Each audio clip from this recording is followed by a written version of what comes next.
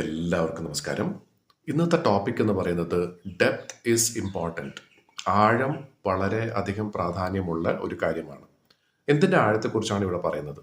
വളരെ സിമ്പിളായിട്ട് പറയുകയാണെങ്കിൽ ഒരു കടൽ നമ്മൾ തീർച്ചയായിട്ടും കാണുമ്പോൾ നമുക്ക് ഒരുപക്ഷെ ഇഷ്ടമുള്ളൊരു കാര്യമായിരിക്കും കടലിൻ്റെ തിരമാലകൾ കാണാനും അതിൻ്റെ ഒരു ഭംഗി ആസ്വദിക്കാനുമായിട്ട്. പക്ഷേ നമ്മൾ എപ്പോഴും കാണുന്നത് അതിൻ്റെ പുറത്തുള്ള ആ ഒരു കാര്യം മാത്രമാണ്. തിരകളായിരിക്കും നമ്മൾ കാണുന്നത്. പക്ഷെ കടലെന്ന് പറയുന്നത് ആ തിരകൾ മാത്രമാണോ? ഒരിക്കലുമല്ല. തിരകൾക്ക് ഭംഗിയുണ്ട്. പക്ഷെ അതിനേക്കാളും കൂടുതൽ ആഴത്തിൽ നമ്മൾ ഇറങ്ങി ചെല്ലുമ്പോഴായിരിക്കും അമൂല്യമായിട്ടുള്ള ഒരുപാട് കാര്യങ്ങൾ നമുക്ക് കാണാൻ സാധിക്കുന്നത്, മനസ്സിലാക്കാൻ സാധിക്കുന്നത്.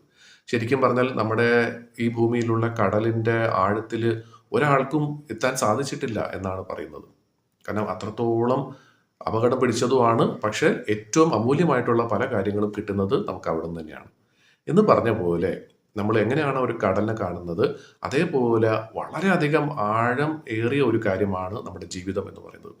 അതിൻ്റെ ശരിക്കുള്ള അർത്ഥം മനസ്സിലാക്കണമെങ്കിൽ അത്രത്തോളം ആഴത്തിൽ നമ്മൾ ചെന്ന് അതിനെ ഒന്ന് ഖനനം ചെയ്യണം എന്നുള്ളതാണ്. പലപ്പോഴും പല ആളുകൾക്കും തോന്നാറുള്ള ഒരു സംശയം ഇതാണ്: എൻ്റെ ജീവിതത്തിൻ്റെ ശരിക്കുമുള്ള പർപ്പസ് എന്താണ്?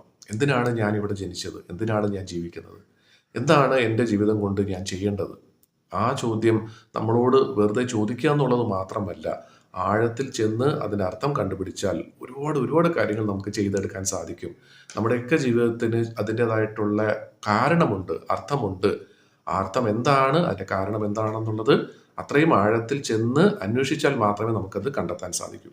പക്ഷെ പല ആളുകളും ആ എന്താ പറയുക, തീരത്ത് നിന്നുകൊണ്ട് തിരകളെ കണ്ടിട്ടാണ് നമ്മൾ പലപ്പോഴും നമ്മൾ ചിന്തിക്കുന്നത് എന്താണ് ഞാനിങ്ങനെ ജീവിക്കാനുള്ള ഒരു കാരണം, അതിൻ്റെ പർപ്പസ് എന്താണ് എന്നുള്ളത്. അപ്പോൾ തീർച്ചയായിട്ടും എല്ലാവർക്കും അവരവരുടെ ജീവിതത്തിൽ വളരെ ആഴത്തിൽ ഇറങ്ങിച്ചെന്ന് ആ ജീവിതത്തിൻ്റെ ഉദ്ദേശം എന്താണെന്നുള്ളത് മനസ്സിലാക്കാനും അതിൻ്റെ ആ ഉദ്ദേശം നടപ്പിലാക്കാനും സാധിക്കട്ടെ. അതുവഴി ഒരുപാട് കാര്യങ്ങൾ നമുക്ക് നേടിയെടുക്കാനും നേടിക്കൊടുക്കാനും സാധിക്കട്ടെ എന്ന് ആശംസിക്കുന്നു.